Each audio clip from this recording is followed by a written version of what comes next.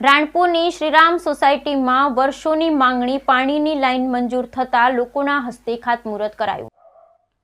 રાણપુર શહેરમાં શ્રીરામ સોસાયટીના રહીશોની માંગણીને લઈ અને વર્ષો બાદ પાણીની લાઈન મંજૂર થતા આગેવાનોના હસ્તે ખાતમુહૂર્ત કરવામાં આવ્યું।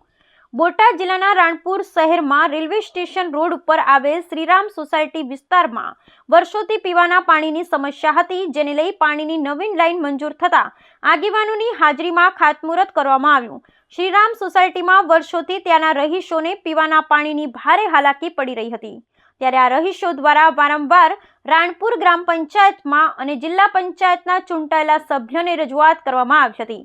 ત્યારે આ રજૂઆતને ધ્યાને લઈ 15% વિવેકાનંદની તાલુકાની ગ્રાન્ટમાંથી 2 લાખ રૂપિયાના ખર્ચે મંજૂર કરવામાં આવી છે।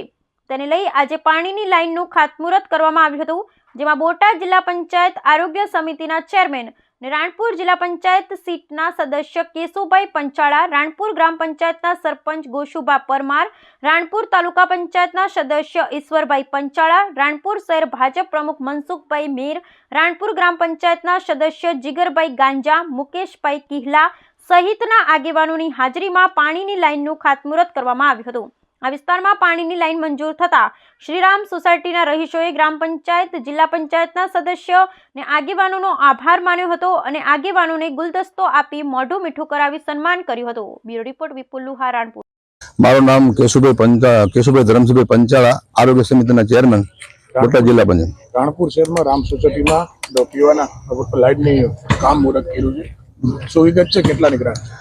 એ 2 લાખની ગ્રાન્ટ છે અને 15% વિવેકાનંદમાંથી છે, તાલુકાના આયોજનમાંથી।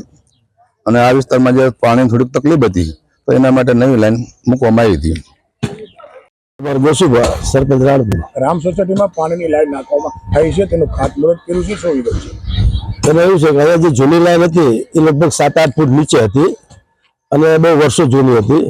જેમ જેમ વિસ્તાર વધતો ગયો એમ પાણી આમને ઓછું આવતું હતું, એટલે પછી એક નવી લાઈન વિવેકાધીન 15% મૂકી છે અને આશરે 2 લાખનો ખર્ચો છે।